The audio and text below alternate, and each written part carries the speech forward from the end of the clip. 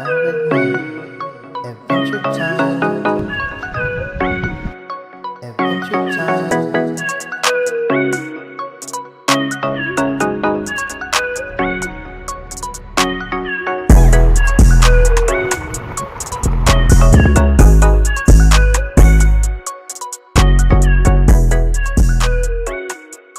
What's up, YouTube, and welcome to We Do It Adventures.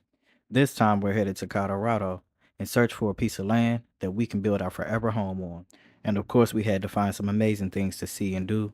So come along to see what adventures we got into. All right, welcome back to part 2 of our Colorado trip.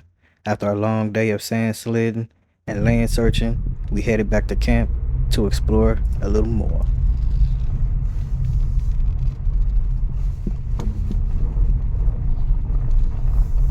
We about to go for our bike ride. We rented bikes, so we're gonna do the trail to the sand dunes. Now I believe this trail was about 4 miles long, 2 miles out, 2 miles back in. But as you will see, we didn't make it that far.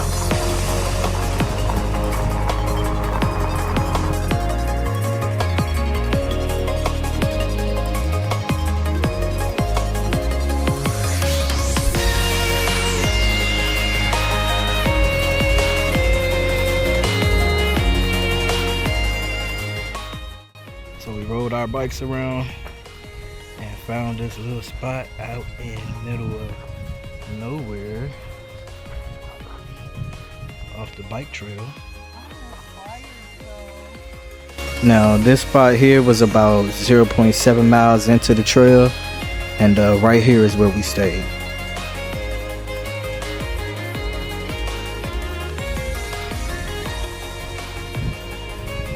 Like, you just don't hear nothing. You don't hear people talking. You don't hear cars driving by. You just hear the wind blowing and the bugs.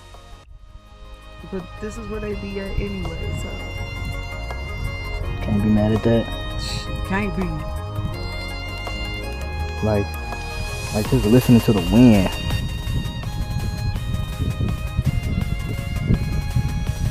Quite soothing.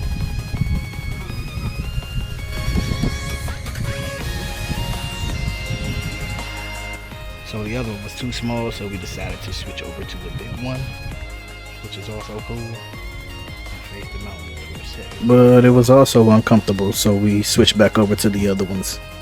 And once we were done swinging in the hammocks, we decided to go back and have us a paint session. About to have us a little paint session. See what we can do. What you say? You're not gonna try to paint that? I'm gonna try to paint it. I'm gonna be on fire. Okay, I'm gonna try to paint it.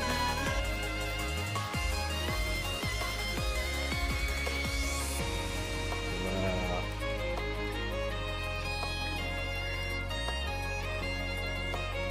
That's crazy. I feel it in there too. Like, whew, like I'm walking on a whole different. I got on 2 pairs. Whoa, that's a lot of sand. My little shoes ain't had that much sand.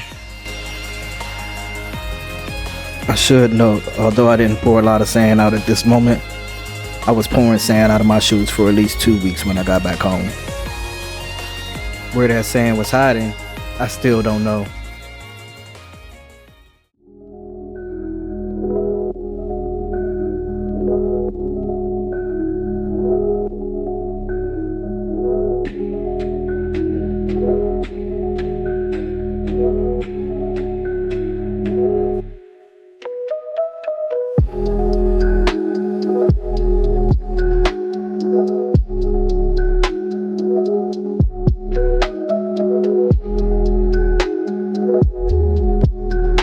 Alright, we got an ending product. There we go. I ain't got no clouds in my sky. Probably should get some. Okay. Here we go. Finished product.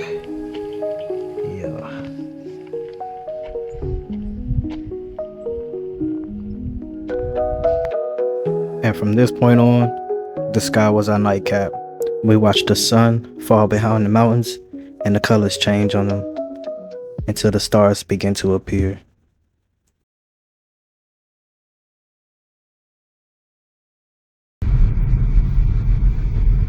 Day 3 started early and in the dark. We had another 2-hour ride back to Colorado Springs for a new day adventure.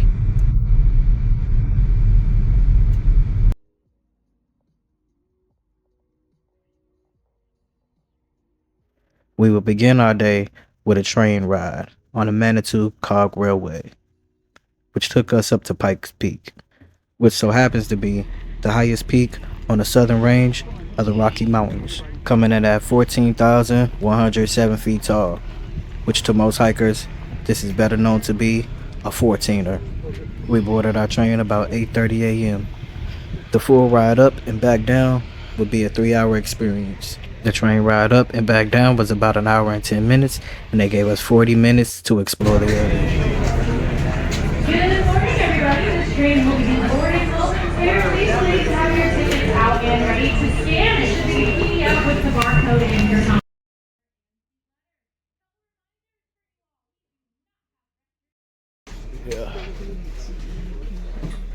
With 6 A and B. That'll be right here. Yes. Yeah, A and B right there. No, that's E and D. Yeah. Where's A? Oh, I read This is A. Now these tickets are assigned, so make sure you're checking your tickets for the right seat. But once everybody got in the right spot, the adventure was on and The popping. whole time, but I want to point out some cool things for you. And I really hate that I cannot remember our conductor's name, but she kept us laughing the whole time. Yeah. One go that way, one go that way. Oh my God. It's not 130 years. It's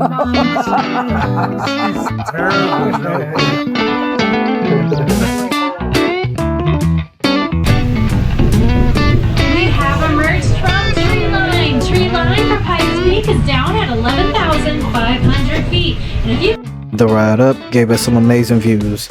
This very spot was the inspiration behind the poem America the Beautiful, written by Catherine Lee Bates.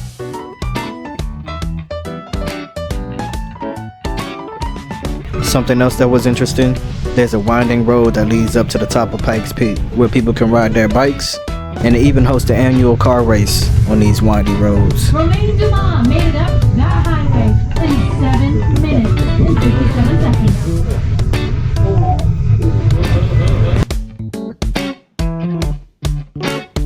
And although it didn't seem like an hour, we finally reached the top, where there is a visitor center and many overlooked paths.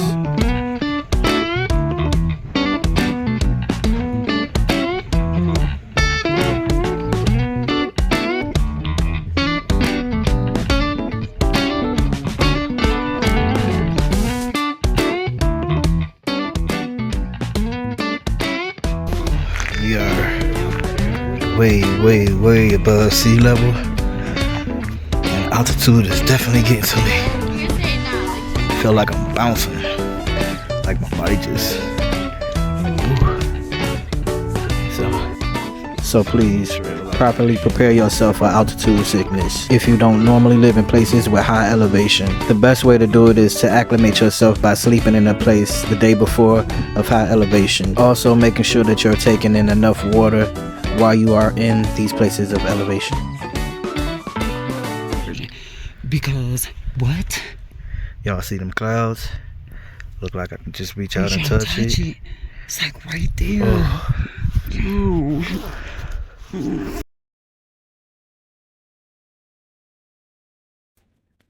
So now after we got our feels from the views, we headed on into the Pikes Peak Summit Visitor Center.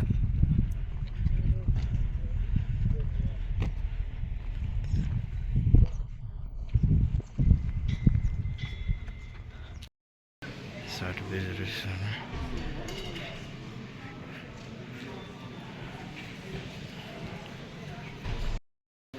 Gift shop.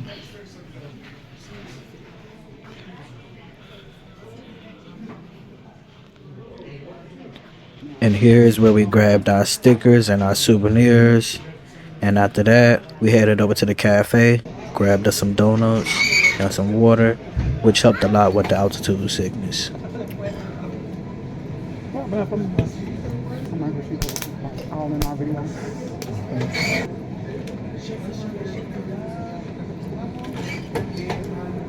That's one thing that I have to get used to with recording for this channel is recording in public and people watching. That's one part that I have to get used to because, yeah, that's the part I don't like.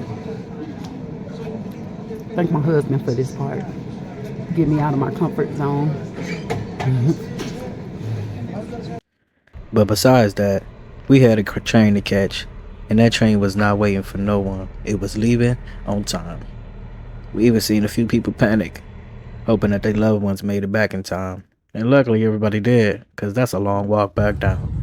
But as for me, headed back down from that high elevation, I needed a quick nap before our next adventure, which just so happened to be the Manitoun Incline, an attempt to climb up 2,768 steps. As you can see, we love our mountain peaks.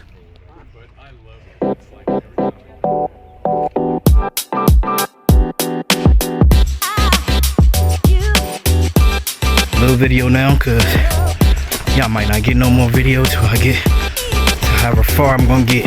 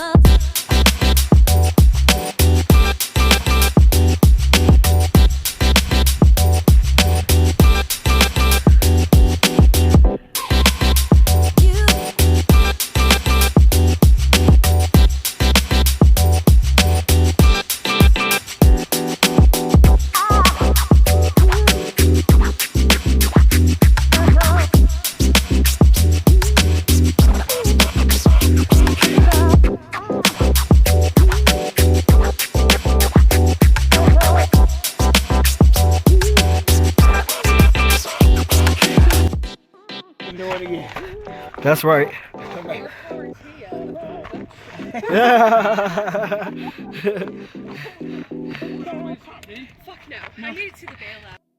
So there is a bailout if you find yourself for whatever reason not being able to make it to the top. It's called a bar trail, one of the most beautiful trails that I've seen as well. We are headed down, and that's the one we decided to take after making it to the 1800 mark.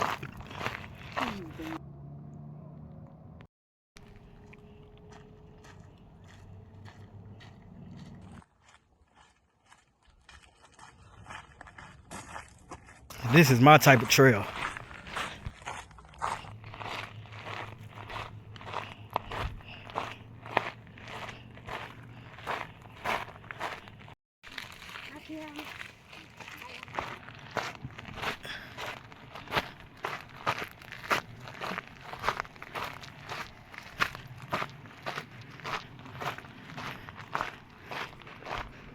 It took us about 2 hours to make it to the 1800 mark, and maybe another 35 minutes to walk down back to the car. Now, our reasoning for not going all the way to the top is so that we can make it back to our campsite before it got too dark, so that we can take us some showers before the cold night air set in. And we did get back before dark, but we did not beat the cold air. But after our showers, we settled in so we can meet the next morning sunrise. The morning was bittersweet. Although we had to leave Colorado behind for the moment, we had so much more to look forward to from it. So until next time, thank you for watching. And don't forget to like and subscribe. And as always, we hope that we can motivate you to get out, explore, and excel. Hey, causing everything in the bank.